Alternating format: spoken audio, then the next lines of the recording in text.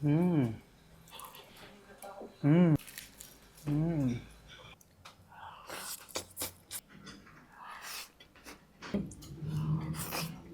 Magandang good afternoon for today's video. Mahilig ka rin ba sa mga Binondo food trip? Pero ngunit harapot marahil subalit ayaw mong makipagsiksikan sa napakadaming tao. Abay panoorin mo ang bidyong ito. At dito nga para ka na rin nakapunta ng Binondo kapag natikman mo ang mga pagkain inihahain nila dito. Tulad nitong kikiam, oyster cake, fried intestine, yang chow fried rice at ang kanilang pinagmamalaking The Binondo Fried Chicken.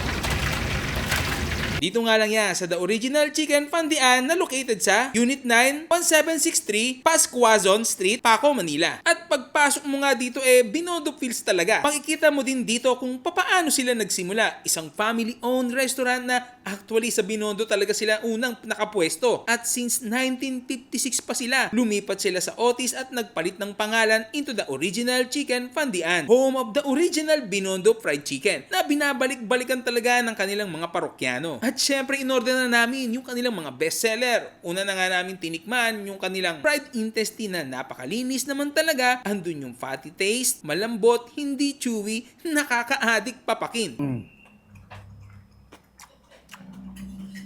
Very fatty. Malinamnam.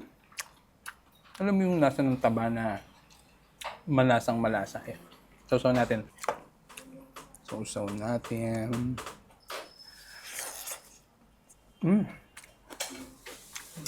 Mas sumarap. Siyempre, hindi mawawala ang kikiam. Ito yung klase ng kikiam na hinahanap ko. Chinese style, sobrang meaty, andun yung mga spices. Panalo din sa kanilang sauce. Ito yung kikiam na hinahanap ko talaga eh. Authentic. Hindi yung ano lang, nasa kanto lang. Sarap. At syempre, dito na tayo sa kanilang famous Binondo Fried Chicken na crispy outside, juicy inside at andun yung lasa ng Chinese spices. Actually, kaya mo siyang ubusin nang di mo namamalayan eh. Available din siya sa spicy ha. Pinagmamalaki na original Famdian fried chicken. Uy, ganda ng texture, no? Ano natin?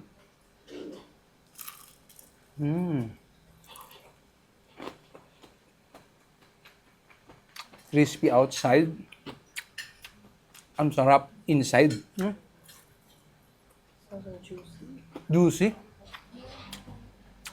Yung lasa niya talagang kapit hanggang ano eh.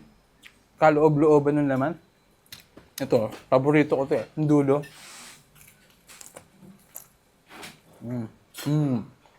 Sarap malambot. Papartneran mo pa yan ng yang chow fried rice na perfectly seasoned. Ang daming sahog, hindi mo na nga kailangan ng ulam eh. Pero syempre mas bagay yan sa kanilang mga ulam. Hindi niya na-overpower ang bawat dish kahit ang dami niyang sahog eh. Sarap. Papadala mong ano kakagab. Pero meron din silang hot sauce kung mas bet mo pa ng mas maanghang. Konti lang. Ayan o. Natin. Oh. Sumarap ha.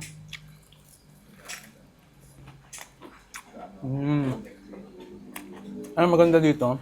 Bawat kagat mo, pumuputok dahil sa crispiness. Tapos sasabayan pa ng paghigop ng spinach soup na napakalinamnam naman talaga. At syempre may gulay din tayo na mixed veggies hot pot, hindi labog ang gulay, pasok pa rin sa panlasa nating mga Pinoy. Masarap, mainit-init pa. Hindi maalat. Sakto lang yung timpla. Andun pa rin yung touch ng pagka-Pinoy.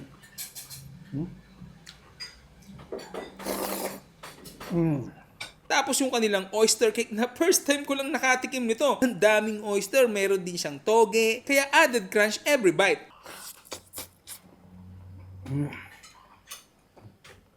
Sakto talaga to sa kanilang hot sauce na hot naman talaga. Kita naman namumula na ako oh. Nangangati na nga yung anit ko eh.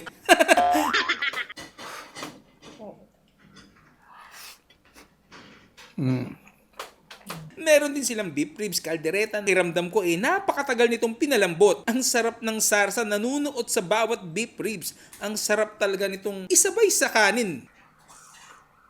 Hindi sumiwalay. Kasabay na natin yan sa yang chow fried rice.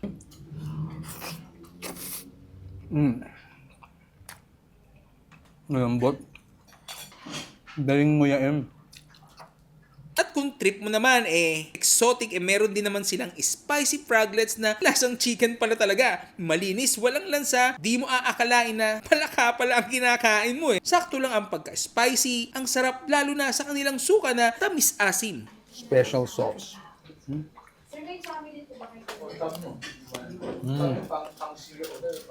Para naman sa drinks meron din silang black gulaman with lychee na sobrang refreshing. Yun na nga po sa mga mahilig magbinondo dyan di nyo na kailangan pumunta pa lalo na kung malapit lang kayo dito sa Paco, Manila. Dahil andito na lahat ang Binondo food trip na nais nyo. At saktong-sakto pwede kayong mag-order for this coming Chinese New Year. At nga pala meron na din pala silang isang branch sa Gateway na located sa Upper Ground B, Palengke, Gateway 2, Quezon City. Open nga pala sila ng 9 a.m. to 9 p.m. Monday to Saturday. So paano? Gandito na lang. Paalam.